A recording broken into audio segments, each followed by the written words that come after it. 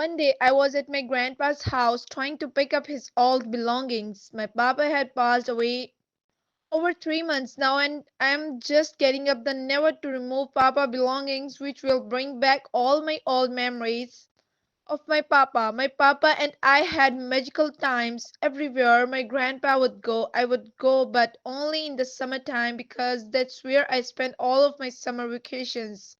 Since I was 10 years old, my papa loved to read, and when papa reads, it's like we are taking a long ride through a magical kingdom of animals and warriors. But grandpa's specialty was cooking. We would stay in the kitchen for hours making up new recipes. Some turned out good, and others the dog would not eat it.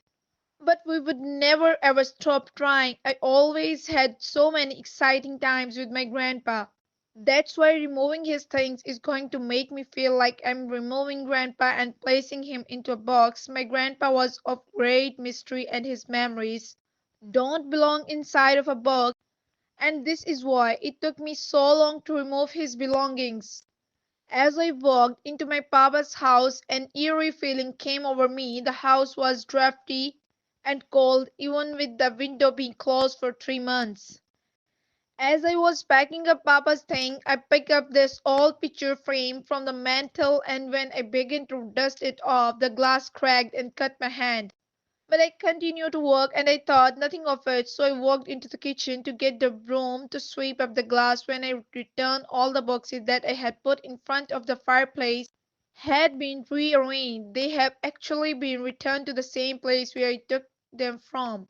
When I saw this, I started panicking and ran out of the house. I let 2 days go by and I decided to go back and finish the job that I had started, but this time I had no plans of going alone.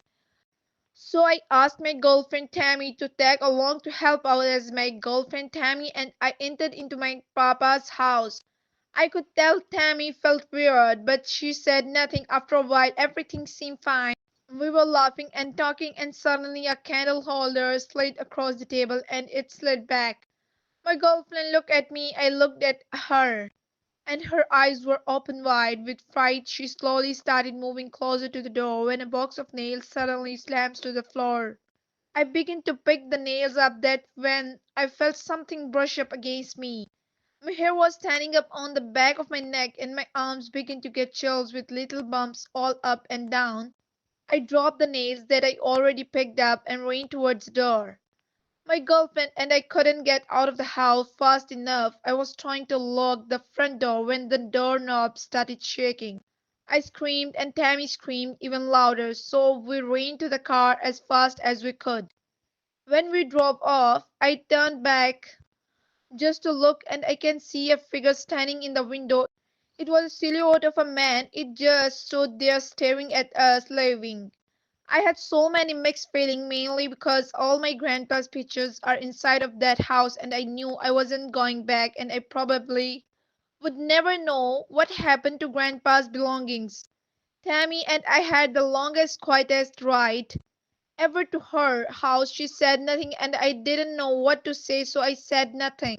After I dropped my best friend Tammy off, I went home and parked my car in a long, airy parking lot right under a tree. A wet leaf fell onto my shoulder, making me jump in fear. I was startled. I ran and hid behind a bush. It was so quiet, so I slowly began shifting from my hiding place. I began slowly walking towards the street, but in the corner of my eye, I could see movement. It began to look like that silhouette that I left at my papa's house. In this real this can't be real. My mind begins to wander and all these crazy thoughts were overflowing into my brain. I was so scared. It's like I could hear breathing in my left ear.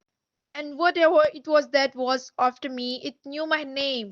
I heard a voice saying my name. This frightens me. I began to run, and as I'm running, I could hear heavy boats running behind me. I began to panic and I fell onto a tree branch that was laying on the side of the road. I jumped up quickly and ignoring the blood I had running down my forearm, I began to run faster and faster until I came upon a small cabin sitting on the edge of the woods. I knocked one time, no one answered. I was so scared I started kicking the door. I heard a loud sounding bang and everything went black, and when I woke up, I was inside of my grandpa's house. The air was musty and my hands were cold. I had no idea how I got there.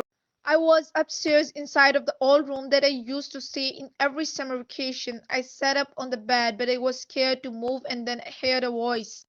A very soft but aged voice saying, I finally got you here again. I said, Papa, is that you?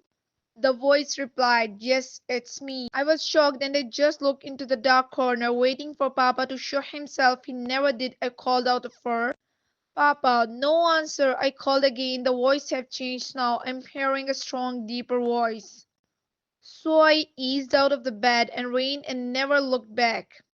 I don't know what's that inside my papa's house, but I know it's not my papa, so beware of the ghost we may leave behind.